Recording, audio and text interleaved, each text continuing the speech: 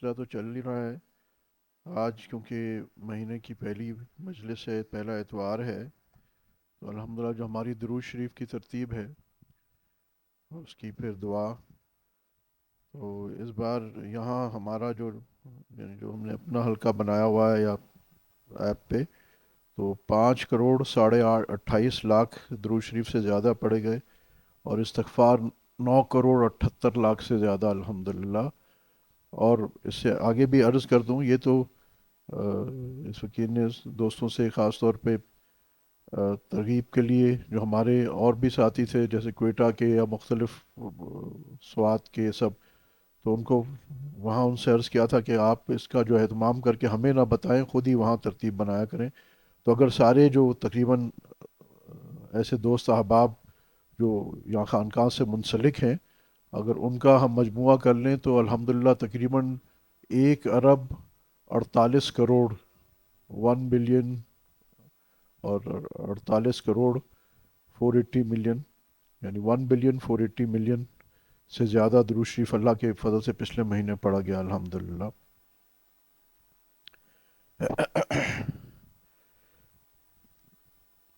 دوسری عرض یہ ہے کہ ہم یہاں عمدۃ السلوک میں جو عام طور پہ پڑھ رہے ہیں، جیسے آج اس میں مرشد کی تلاش، اس کی کیا نشانیاں ہوتی ہیں، تو ایک نقطہ اس سارے موضوع کی اہمیت پہ بھی میں آپ سے عرض کر دوں۔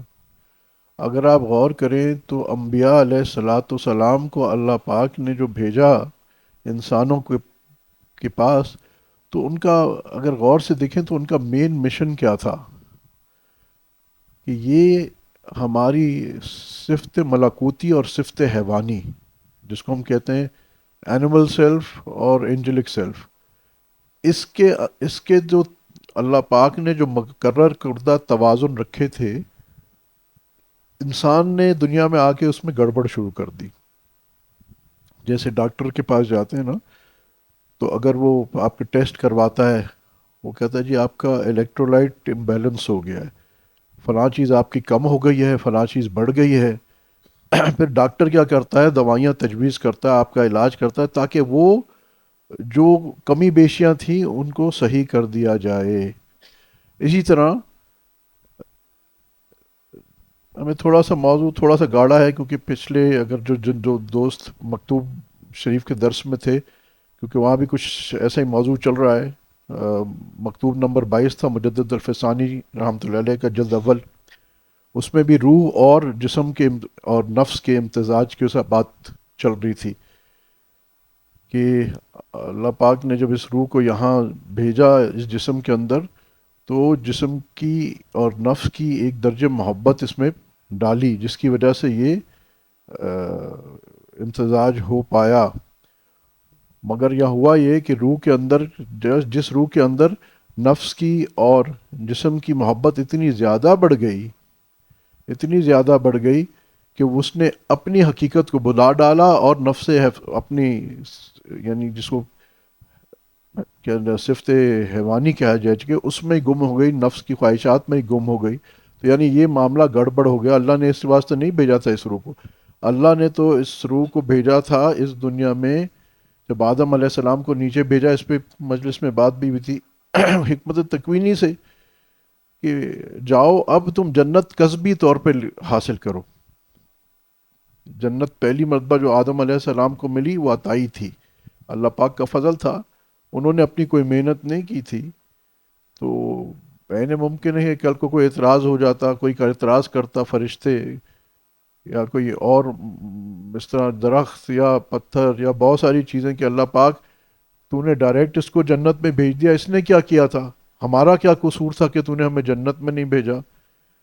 تو ایک حجت یہ بنتی ہے کہ اب وہ انسان یہ آیا دنیا میں، اور کسب بھی اب اس نے محنت کی، کسب کیا، اور اللہ پاک نے اس کو اس کی عطا میں دیا۔ اب یہ جو محنت اور یہ کسب ہے، یہ ہے ہی کیا کہ دنیا میں آ گیا، تو اب یہ اس کی روح اس کے جسم کے ساتھ ملی، اس کے نفس کے ساتھ ملی، ان دونوں کا آپس میں ایک ربط پیدا ہوا، اور اللہ پاک نے یہ حکم فرمایا کہ تم اپنی روح کو غالب کرنا اس ربط میں، اور اس نفس سے وہ کام لینا جو میں نے حکم کیا ہے، جو میرا بتایا ہوا طریقہ ہے، ویسے تم اپنے جسم کو استعمال کرنا، اپنے نفس کو استعمال کرنا تو تم کامیاب ہو جاؤ گے۔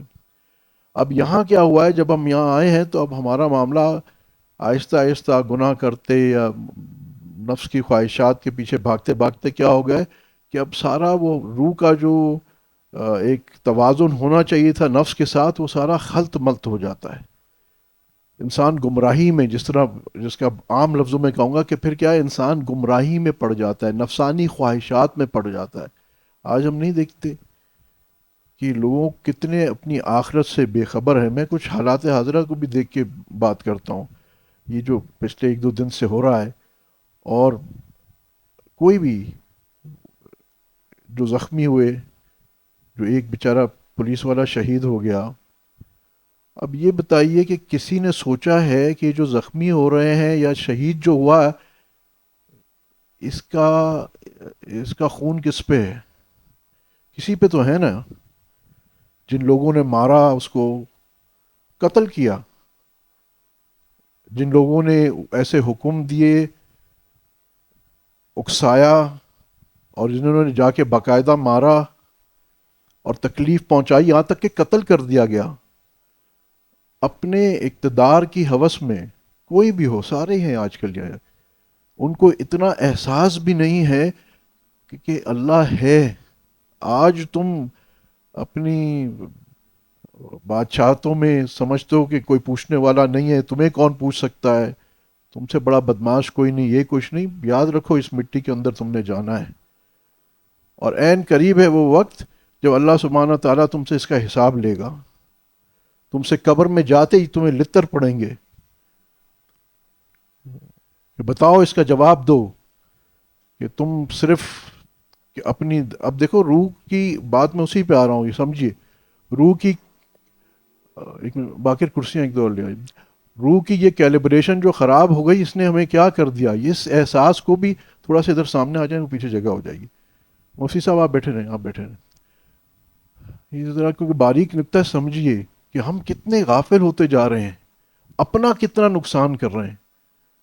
یہ سب لوگ جو بیچارے بیٹھے ہوئے، یہ ابھی فرعون بن کے بیٹھے ہوئے ہیں اور اپنے آپ کو پتہ نہیں کیا سمجھ رہے ہیں، کوئی بھی، چاہے حکومت ہو، چاہے وہ اس کے اپوزیشن، کوئی بھی ہو، سب اپنے آپ کو پتہ نہیں کیا سمجھ رہے ہیں کہ میں یوں، میں یوں۔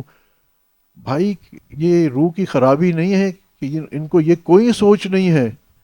اب میں آپ کو چھوٹی چھوٹی سوچیں دے دوں، اور جو اللہ کے آگے حساب نہیں ہوگا کیا، کہ یہ جو جلسے جلوس ہم سب نکالتے ہیں، اور وہ اس ترتیب میں ہوتے ہیں کہ لوگوں کی نمازیں قضا ہوتی ہیں۔ اب یہ بتائیے، اگر آپ کے ساتھ 100 لوگ ہیں، 200 لوگ ہیں، 500 لوگ ہیں، 1000 لوگ ہیں، اور آپ نے ایسی ترتیب بنا دی اپنے جلسے کی اور جلوس کی، خوب تماشے تو آپ نے اچھے کر لیے، مگر جو ان کی نماز قضا ہوئی آپ کی وجہ سے ہوئی، اور آپ کی اگر محبت میں ہوئی یا ان کو پیسے ملے اس کی محبت میں ہوئی، اور آپ نے یہ سارا کس کی محبت میں کیا، حب جاہ، اقتدار، پاور۔ اچھا، یہ کیا ہے، یہ ساری روح کی بیماریاں ہیں، حرص، حسد، ریاکاری، تکبر، حب جاہ، یہ روح کی بیماریاں ہیں۔ جب روح بیمار ہو جاتی نا، تو یہ حقیقت میں سارے، اللہ ان سب کو ہدایت دے، قابل ہمدردی ہیں، مگر آپ اس میں چھوٹا سا نقطہ آپ کو یہ بتا رہا ہوں کہ جو مر گیا وہ اس کا تو اس کی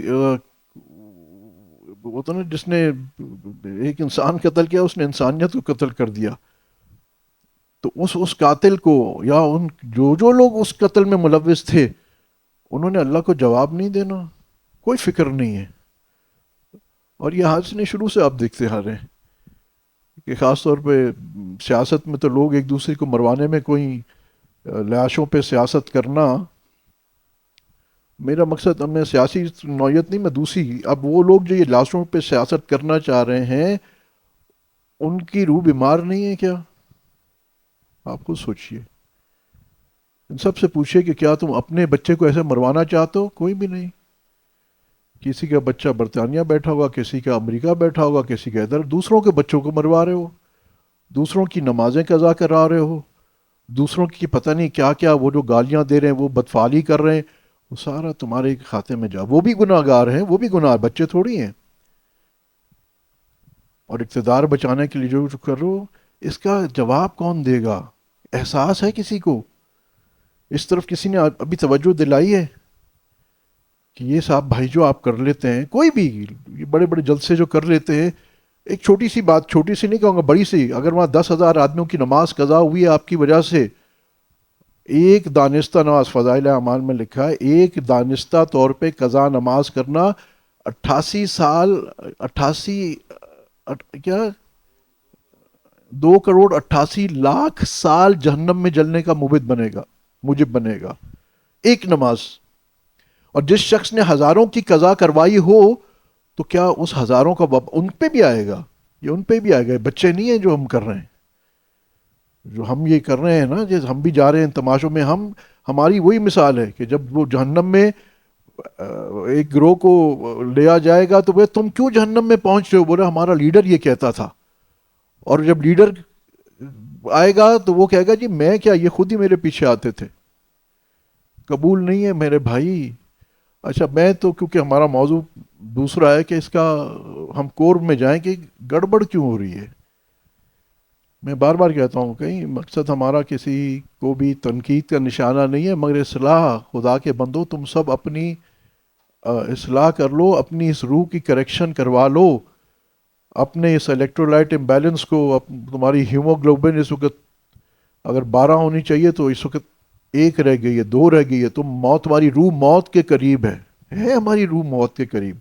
یہ دیکھیے جو لوگ دوسروں کا مال کھاتے ہیں، اور ویسے یہ آتا بھی ہے کہ قیامت کے قریب جو صاحب اقتدار ہوں گے وہ حکومت کے مال کو مال غنیمت سمجھیں گے۔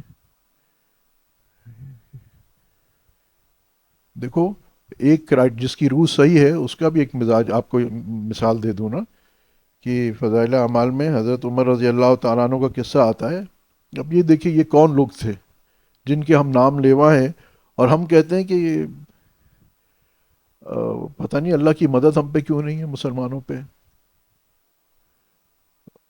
ابو بکر رضی اللہ تعالیٰ عنہ، ان کی اہلیہ کہتی ہیں کہ امیر المومنین ہے، امیر المومنین ہے۔ ان کی اہلیہ کہتی ہیں اچھا، اور اس سے امیر بننے سے پہلے تجارت ہے، اچھا خاصا اپنا کھا پی رہے ہیں، یہ بھی نہیں کہ کوئی کنگلے ہیں۔ اہلیہ کہتی ہیں کہ میٹھے کا دل چاہ رہا ہے، خواہش یہ تھی کہ کچھ میٹھا، مگر ہمارا اتنا، تو وہ کہتے ہیں میرے پاس تو بس یہی جو بیت المال سے مجھے اسٹائپنڈ ملتا ہے، مشاعرہ ملتا ہے، بس میرے پاس یہی ہے، اور مشاعرہ بھی بالکل کم، کہ یعنی گھر میں میٹھا تک نہیں بن رہا۔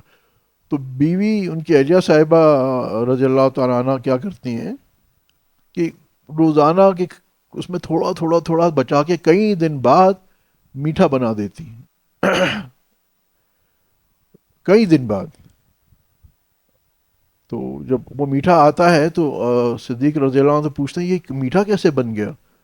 وہ کہتی ہیں کہ جی جو آپ مجھے دیتے تھے اس پہ میں نے آہستہ تھوڑا تھوڑا کٹ ڈاؤن کر کے اس کو کر کے تو آج میٹھا بنا لیا ہے۔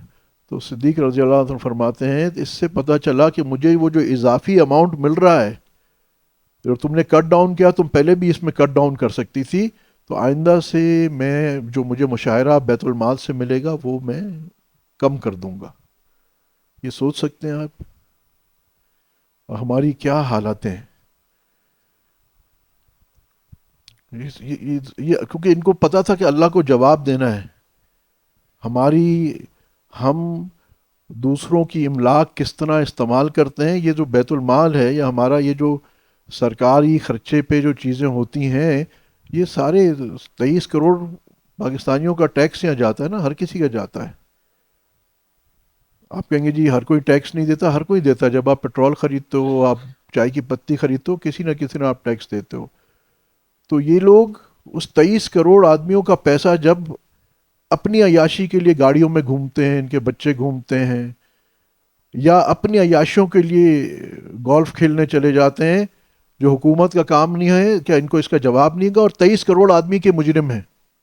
یہ میں دیکھو روح کی بیماریوں پہ بات کر رہا ہوں۔ اس کی ایک اور مثال بھی آپ کو میں دے دوں گا۔ ایک وہ صرف نہیں کہ بیچارے ان سیاستدان یا وہی ہیں، ہم لوگ بھی ہیں، تاجر حضرات کا بھی یہی ہے۔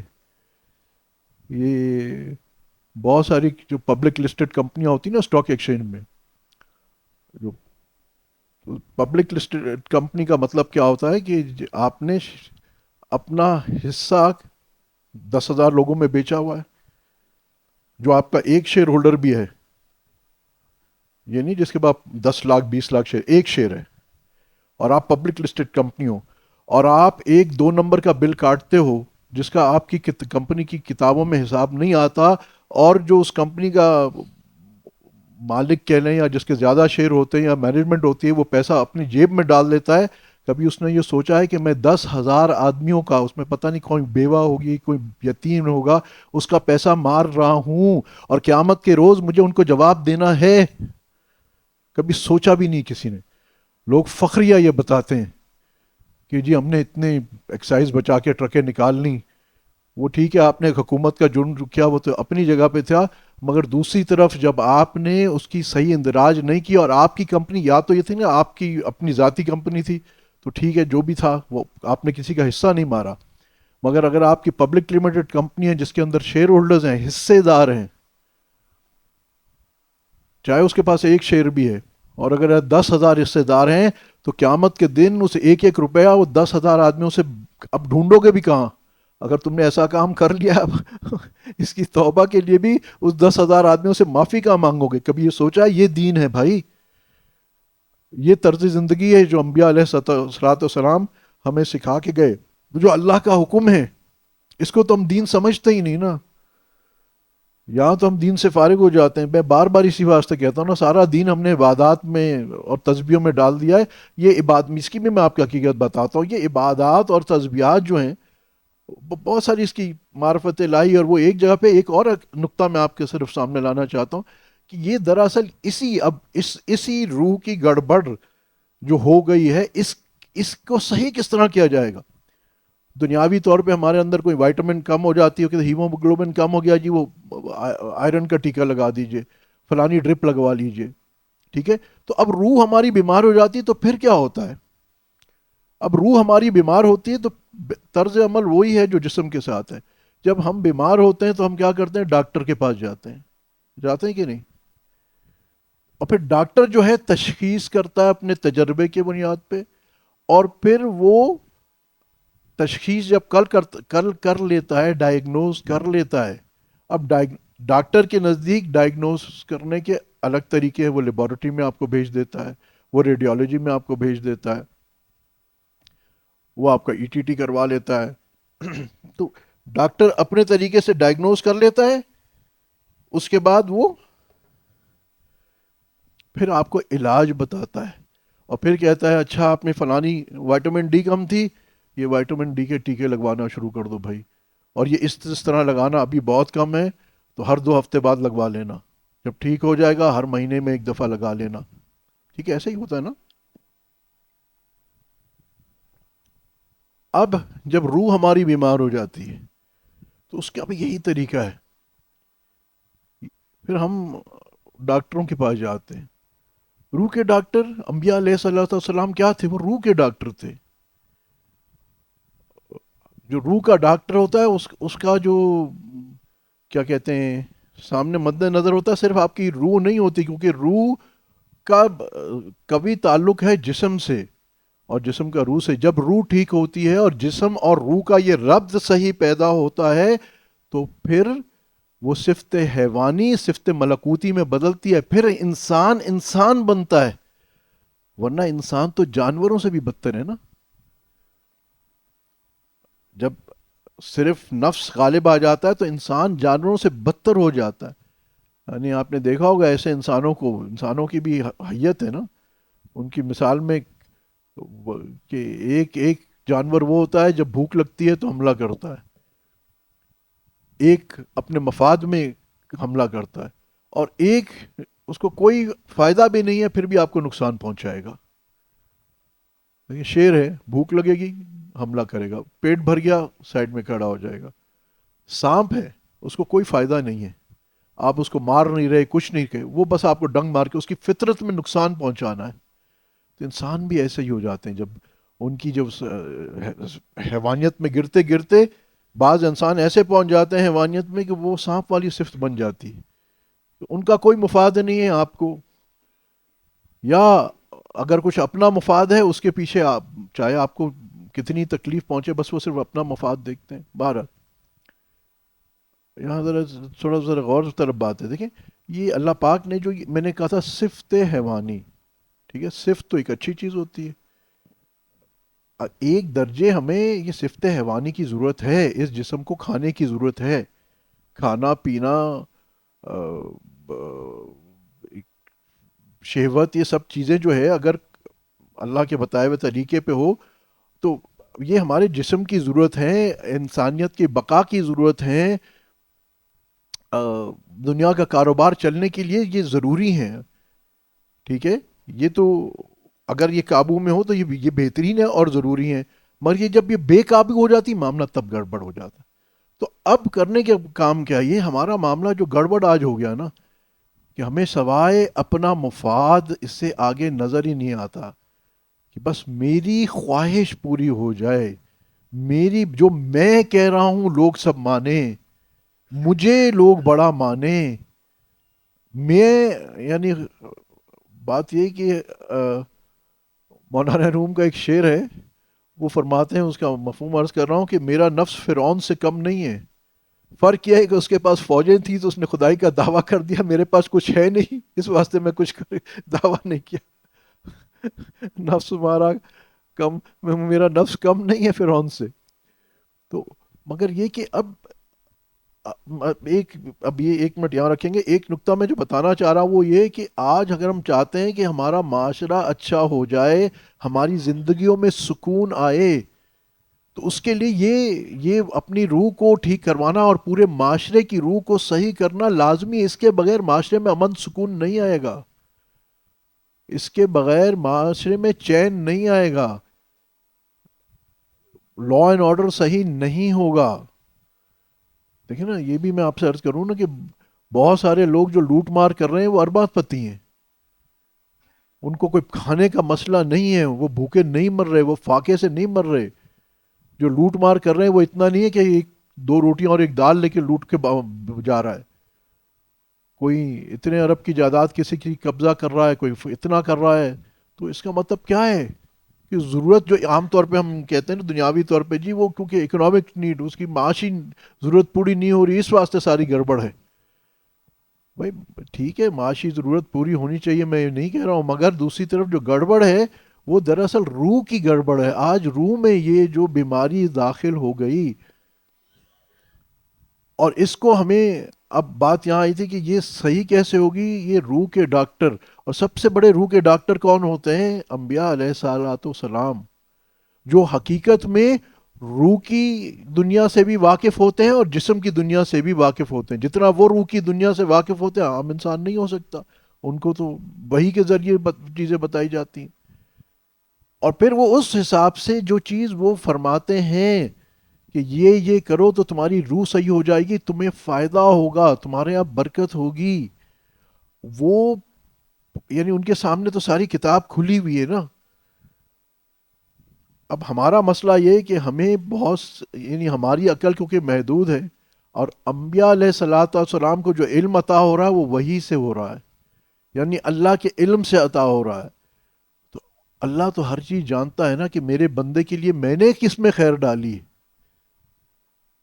خیر وہی ڈالتا ہے، پر اللہ جانتا ہے. اور یہ پھر انبیاء علیہ الصلوۃ والسلام کے ذریعے ہمیں کنوے ہوتا ہے. پھر یہ آگے، پھر یہ ہمارے نفوس کا تزکیہ کرتے ہیں. آپ صلی اللہ علیہ وسلم کے بارے میں کیا ہے کہ آپ ان کے نفوس کا تزکیہ فرماتے ہیں. تو آپ کیا سمجھے کہ یہ روح کا علاج ہم پہ لازم ہے، اپنی اصلاح فرض عین ہے. جیسے بھی ذریعے سے ہو، میں یہ نہیں کہہ رہا ہوں کہ کسی سے بیعت ہو کے ہوگی، مگر اپنی اصلاح فکر کر لو، فرض عین ہے. اور طریقہ جو سنت کے مطابق جو 14 سال سے آزمودہ طریقہ چلا جا رہا ہے وہ کیا ہے؟ صحبت صالح تورا صالح کنت، علماء صلحاء اولیاء کرام، ان کی صحبت، پھر ان سے علوم لینا، علماء ظاہر سے ظاہر کے علوم لینا، علماء باطن سے باطن کے علوم لینا، اور اپنی اصلاح کروانا. اچھا میں نہیں چاہتا کہ میرے اندر حرص بہت ہو، حسد ہو، مجھے بھی پتہ غلط ہے، غصہ بہت ہو، غصہ میرے میں بہت ہوگا تو، یا حرص ہوگی، حسد ہوگی، تو سب سے پہلا اس کا جو نقصان اٹھانے والا ہوتا میں خود ہوں گا. اگر میرے میں حسد ہے، جس آدمی میں حسد ہوتی ہے، وہ ہر وقت بیچارہ بے چین ہوتا ہے، کیونکہ اس کو جو بھی مل جاتا ہے اس کو بس ایک تو ہرس ہوتی کہ اور مل جائے، اور وہ جل رہا ہوتا ہے. آج اس سے جل رہا ہوگا، کل اس سے جل رہا ہوگا. اچھا اس کے پاس پیسہ زیادہ تھا، اوہ اس کے پاس گاڑیاں زیادہ مجھ سے ہو گئی، اس سے اس کا گھر زیادہ تھا، اس کا فلانا زیادہ تھا، اوہ اس کا نام زیادہ مشہور ہو گیا، اوہ لوگ اس کی زیادہ. وہ حسد، جو جس کے آدمی کے اندر حسد ہوتا ہے نا، اس کے پاس کتنا ہی مال ہو، کتنے ہی عہدے ہوں، وہ پھر بھی بے چین ہوتا ہے. وہ اندر سے یعنی سکون نہیں ہوتا اس کے اندر. تو آپ خود بتائیے، اگر سکون ہی نہیں ہے تو حسد کا سب سے بڑا نقصان، اگر میری حسد نکل گئی تو پھر مجھے بلکہ کسی کی پہ نعمت دیکھ کے میں خوش ہوتا ہوں، شکر الحمدللہ اللہ کا بندہ ہے، یہ خوش ہے، اس کو آسانی ہے. اب کیا ہے کہ پہلے میرا دل کسی کی نعمت دیکھ کے بے چین ہو جاتا تھا، حسد. اب اسی کو میں دیکھتا ہوں، یہ حسد اگر میرا نکل جائے تو اسی کو دیکھ کے میں خوش ہوتا ہوں، اور میرے یعنی میرے وجود میں ایک خوشی کی لہر دوڑتی ہے، ایک سکون مجھے ملتا ہے. کہ آپ دیکھیں ہمارے اکابرین جو ہے،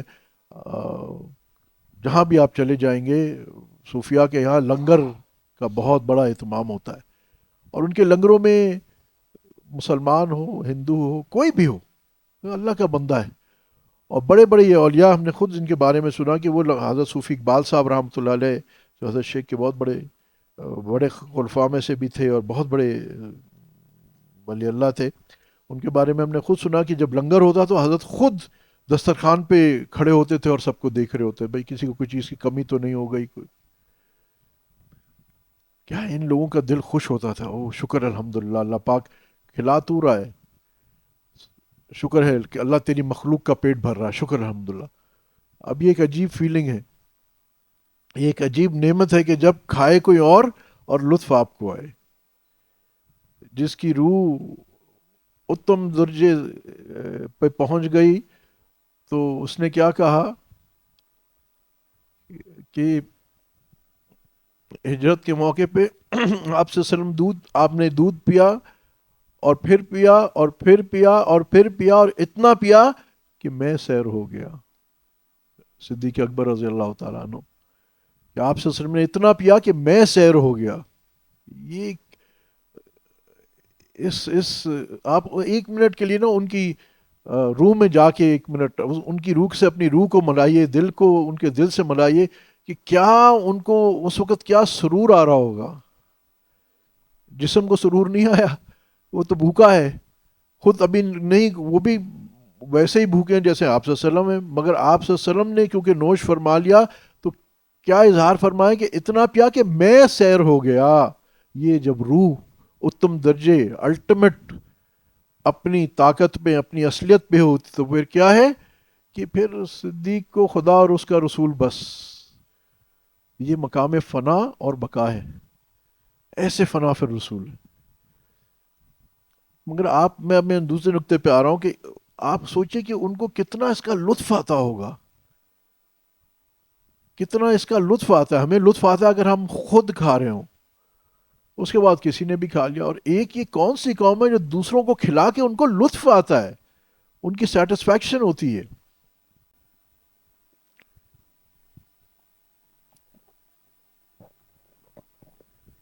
کیا ہم سب نہیں چاہتے کہ ہماری روحیں بھی ایسی ہو جائیں؟ یہ جو ہم جانوروں والی زندگی گزار رہے ہیں اور جس کی نقصان ہم یعنی چاہے ہم اپنے گھر میں دیکھیں، اپنے معاشرے میں دیکھیں، پوری دنیا میں دیکھیں، پوری دنیا اس کا نقصان اٹھا رہی ہے. آپ دیکھنا کہاں امن چین ہے، ہر جگہ کہیں نہ کہیں لڑائیاں، بد امنی، جہالتیں، چلتے پھرتے لوگوں کو گولیاں مار رہے ہیں. یہ بھی حدیث مبارکہ میں آیا ہے کہ ایک وقت آئے گا، مفہوم ہے کہ مارنے والے کو یہ نہیں پتا ہوگا میں کیوں قتل کر رہا ہوں، اور قتل ہونے والے کو یہ پتہ نہیں ہوگا کہ میں کیوں مقتول ہوں. یہ اپنی روز ہر تو ہمارا امریکہ میں تو ماشاء اللہ یہ بڑا ایک کامن نیوز ہو گئی کہ آج فلانی جگہ اسکول میں کوئی لڑکا نکلا، اس نے 20 کو مار دیا، شاپنگ مال میں فلانے نے اتنوں کو مار دیا. کیوں مار دیا؟ بس یہ کہتے ہیں مسجد میں مسلمانوں کو مارا، چلو کچھ سمجھ میں آئی. بس ایسے ہی مال میں تو یہودی کرسچن سارے ہی ہوں گے. کیوں مار دیا؟ او جی وہ اس کا ذہنی کیفیت صحیح نہیں تھی. آپ یہ بتائیے یہ عقل کی باتیں ہیں؟ اس کا مطلب یہ ہے کہ اس شخص کی روح کی کیلیبریشن خراب ہو چکی ہے، وہ جو توازن ہے وہ بگڑ گیا. یہ اس وقت انسانیت کا پرابلم آ گیا ہے. اب جب اس روح کی بات کرو، اس کی اصلاح کی بات کرو، لوگ کہتے ہیں جی اس کی کیا ضرورت ہے، آپ کیا بات کر رہے ہیں. ہم یا تو جو بس ظاہر پہ اکتفا کرتے ہیں ہر کوئی. یہ کچھ بزرگ یہی فرما رہے تھے کہ آج ہمارا یہ جو تصوف کی ٹریننگ ہے، تزکیہ نفس ہے، یہ ہماری ہر جگہ مدرسے سے بھی نکل گیا، اسکولوں سے بھی نکل گیا، ہمارے گھروں سے بھی نکل گیا. دیکھو دل پاک نہیں تو پاک ہو سکتا نہیں انسان، ورنہ ابلیس کو بھی آتے تھے وضو کے فرائض بہت. یہاں اقبال کیا کہنا چاہ رہے ہیں؟ یہ نہیں کہہ رہے کہ آپ مسئلے نہ سیکھیں، وہ بالکل ضروری ہے، مگر یہ کہ اپنے دل کو سیدھا کیجئے.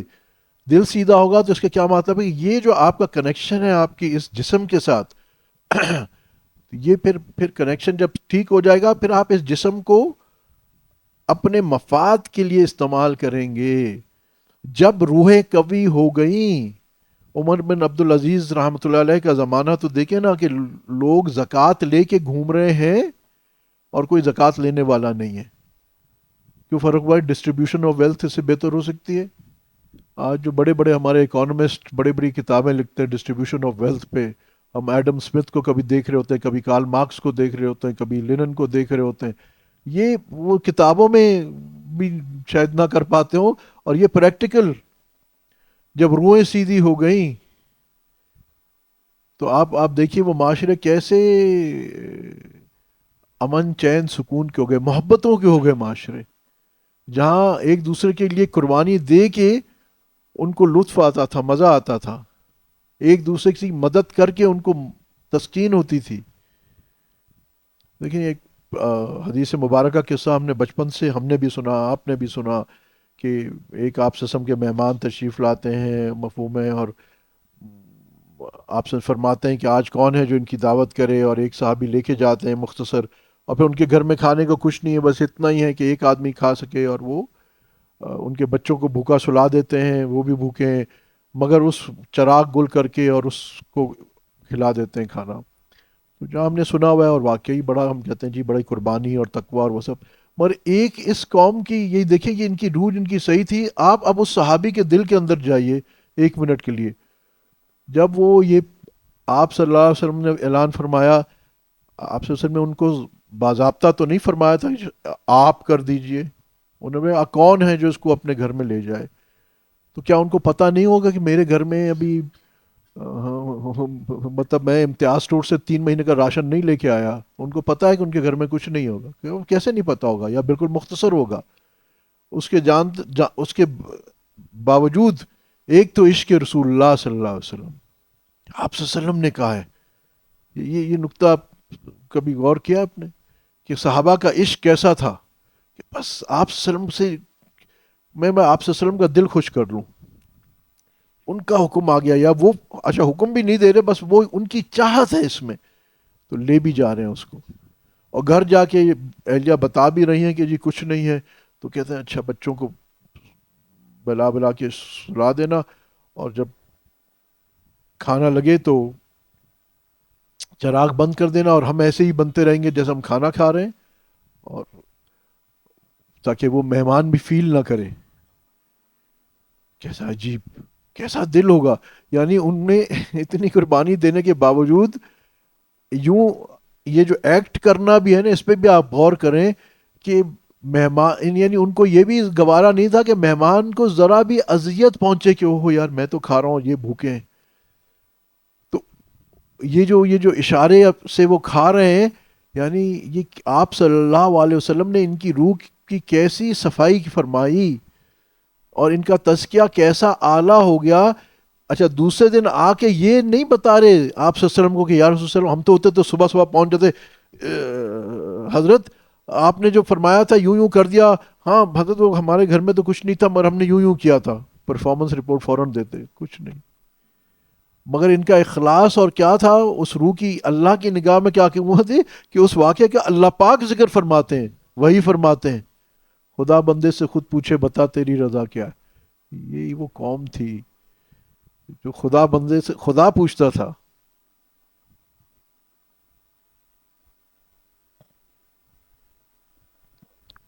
ابو بکر تم کیا ہم سے راضی ہو؟ نہیں، جب جبریل علیہ السلام آئے اور ابو بکر رضی اللہ تعالیٰ عنہ کو سلام لے کے آئے، یہ کیسی روحیں تھی، کین یو امیجن؟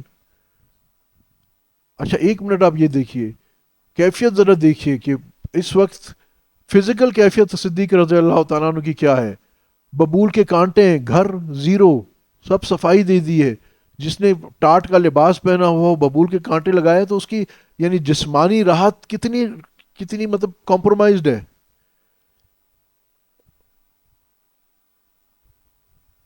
مگر روح ترنگ میں ہے۔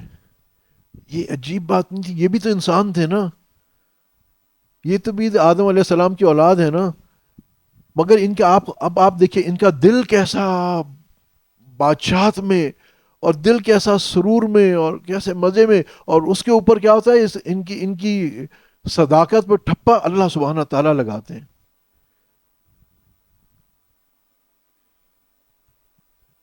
کہ سلام جبریل علیہ السلام کے ذریعے اللہ پاک اور پھر کہتے ہیں اس سے پوچھو اللہ اکبر کہ یہ ہم سے راضی ہے۔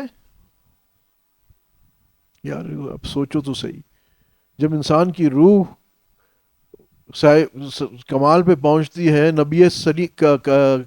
نبی کریم صلی اللہ علیہ وسلم کی روح کی پرتاؤں میں پہنچتی ہے، شیڈو بن جاتی ہے۔ آتا ہے نا، آپ سے فرمایا جو میرے سینے میں تھا وہ میں نے صدیق اکبر رضی اللہ تعالیٰ عنہ کے سینے میں اتار دیا۔ جب یہ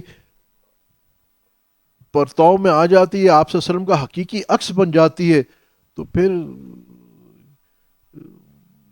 کہ محمد سے وفاتون صلی اللہ علیہ وسلم تو ہم تیرے ہیں، یہ جہاں چیز ہے کیا، لوح و قلم تیرے ہیں۔ اور دوسرے میں وقت ہو گیا، اس کو پھر انشاءاللہ نیکسٹ ویک کریں گے، مگر یہ کہ دوسرا آپ دیکھیں کتنے خوبصورت پرامن معاشرے ہیں اس وقت کے۔ عمر رضی اللہ تعالیٰ عنہ کے زمانے میں کیسا امن ہے کہ ایک کونے سے دوسرے کونے تک سلطنت کے ایک عورت اکیلی بھی اگر چلی جاتی تو اس کو اپنے مال لٹنے کا کچھ وہ نہیں ہے۔ اور آج ہمارے پوری دنیا میں دیکھیے ہر جگہ یہ لا اینڈ آرڈر کی سچویشن ہے، سیفٹی نہیں ہے، خواتین کی موومنٹ ریسٹرکٹڈ ہے یا کہیں نہ کہیں کمپرومائزڈ ہو جاتی ہے پوری دنیا میں۔ کیوں؟ وہی روح بیمار ہو گئی، روح کی کیلیبریشن خراب ہو گئی، اور اس کا اثر کیا آ رہا ہے، یہ ہماری موجودہ جس کو ہم کہتے ہیں پریکٹیکل زندگی، اس پریکٹیکل زندگی پہ اثر آ رہا ہے۔ ایسا نہیں یہ جو ہم دین سے دور ہوتے جا رہے ہیں، اللہ والوں سے دور ہو رہے ہیں، علماء سے دور ہو رہے ہیں، تو اس کا نتیجہ کیا ہے؟ اس کا صرف نتیجہ یہ نہیں ہے کہ ہم عین کو عین کر کے نہیں بول سکتے، ہم پہ مذاق اڑاتے نہیں، یہ مولوی کیا جانے اور یہ جانے نہ جانے، مولوی کیا جانتا ہے؟ مولوی تو اللہ اور اس کے رسول کی بات جانتا ہے نا۔ مولوی کسی تیسری چیز کی بات، تم تیسری چیزوں کی جانتے ہو، وہ تو بیچارہ کچھ وہ اور اپنی رائے سے تھوڑی بہت قرآن اور حدیث بتا دیتا ہے، نہ مانو تمہاری مرضی۔ اور پھر اس کے بعد پھر فائزر لیبارٹری والوں کے مزے ہوتے ہیں اور جی ایس کے والوں کے مزے ہوتے ہیں، کوئی لیکسرٹنل بیچتا ہے تمہیں، کوئی کیمیڈرن بیچتا ہے، کوئی کیا بیچتا ہے، مرضی ہے۔ اور اللہ نے ہمیں ایسا نہیں بنایا، ہماری روح کو ایسا نہیں بنایا۔ تو انبیاء جو آتے ہیں اور اس کے بعد ان کے ذیل میں آج بھی جو یہ سلسلہ بزرگوں کا چلا ہوا اصلاح کا جو ہم بیعت کرتے ہیں، ایک اس کی حقیقت ہے۔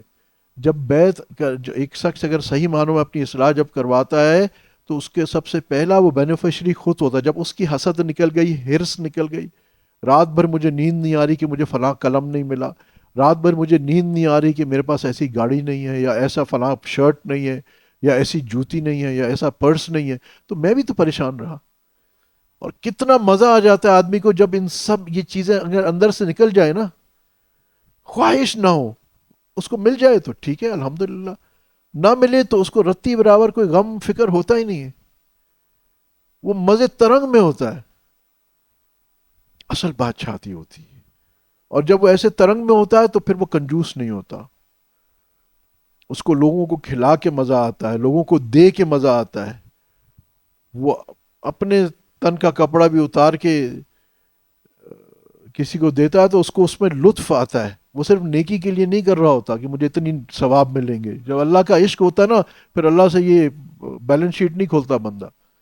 جب روح صحیح ہو جاتی ہے پھر اس کو ایک ہوتا ہے بس یہ اللہ کا بندہ ہے, اللہ خوش ہوگا, کس طرح میں اللہ کو راضی کر لوں. بس وہ اس کے اللہ کی رضا میں وہ ایسا محو اور گما ہوا ہوتا ہے بس وہ.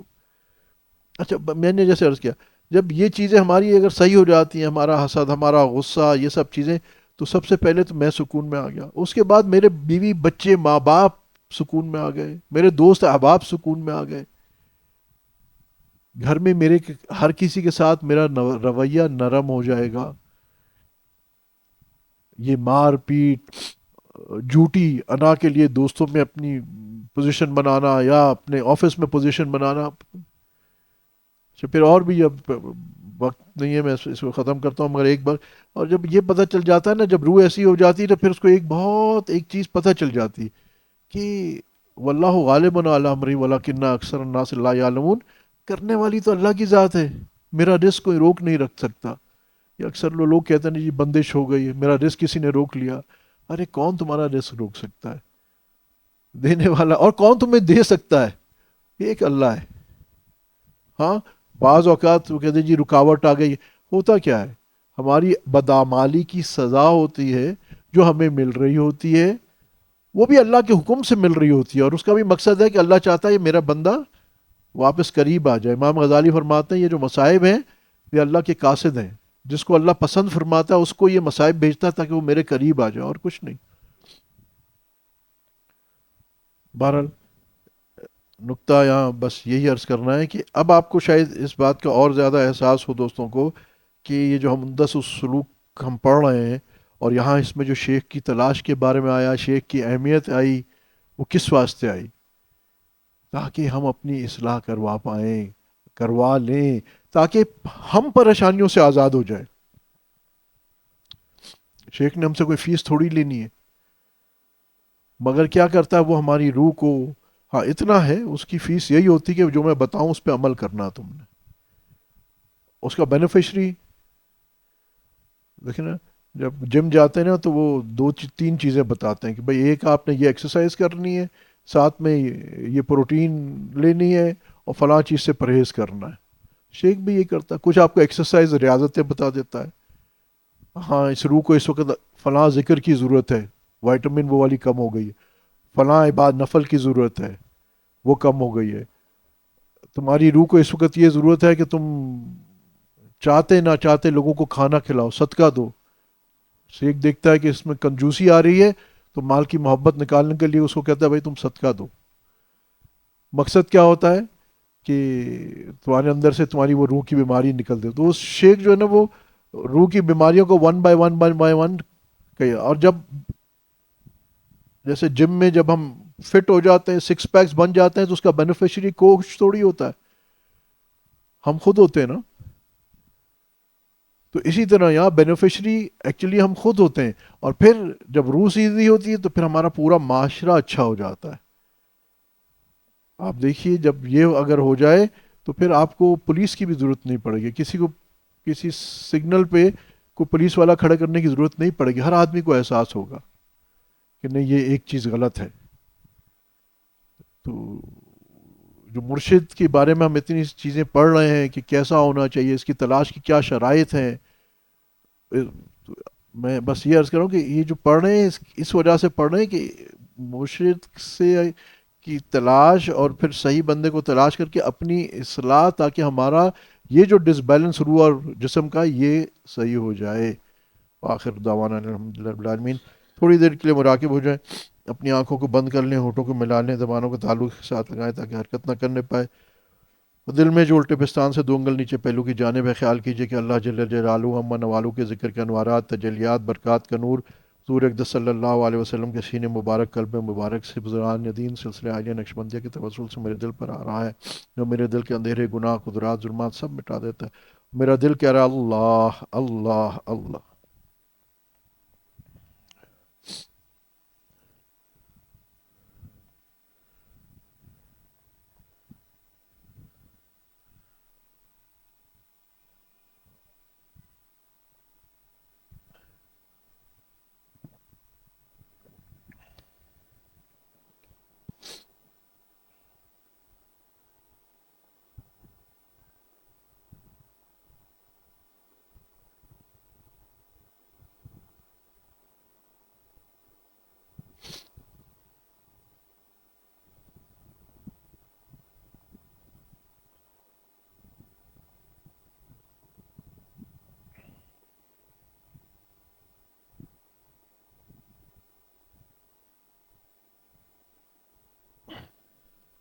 آمین الحمد للہ رب العالمین والصلاۃ والسلام علی اشرف الانبیاء والمرسلین سیدنا محمد وعلى آلہ وصحبہ اجمعین ربنا ظلمنا انفسنا وان لم تغفر لنا وترحمنا لنكن من الخاسرین ربنا لا تزغ قلوبنا بعد إذ هديتنا وهب لنا من لدنك رحمة إنك أنت الوهاب ربنا آتنا في الدنيا حسنة وفي الآخرة حسنة وقنا عذاب النار وقنا عذاب القبر وقنا عذاب الحشر وقنا عذاب الميزان یا اللہ ہمیں اپنی محبت تعلق معرفت پہچان نصیب فرما، نبی کریم صلی اللہ علیہ وسلم کی پکی سچی دائمی محبت نصیب فرما۔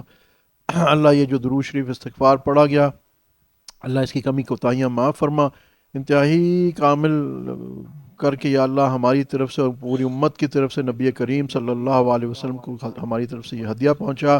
یا اللہ اس کی برکت سے تمام بیماروں کو شفائے کاملہ عاجلہ نصیب فرما، پریشان حالوں کی پریشانیاں دور فرما، جو کسی کاروبار روزگار رزق کی تنگی میں ان کو حلال طیب پاکیزہ روزگار عافیت برکتوں کے ساتھ عطا فرما۔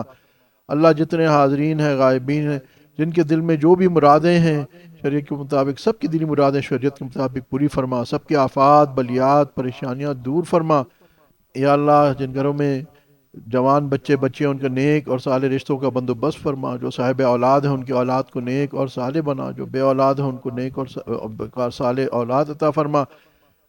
یا اللہ ہمارے اس ملک پاکستان کی حفاظت فرما، اس کو دین کا قبلہ بنا، امن کا گہوارہ بنا، یہاں کے رہنے والوں کو ایک اور نیک بنا۔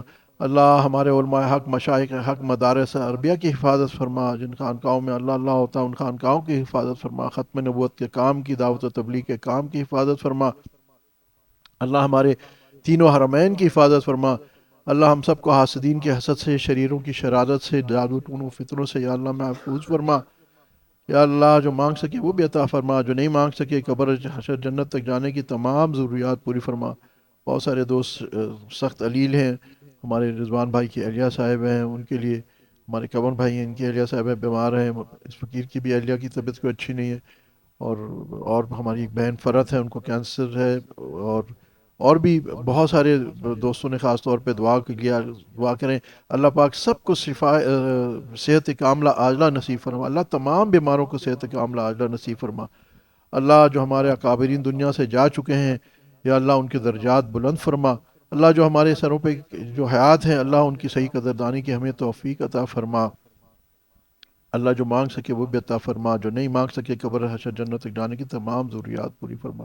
اللہ ہم سب کا خاتمہ بالایمان فرما۔ سبحان ربک رب العزت عما یصفون، السلام علیکم، الحمد للہ۔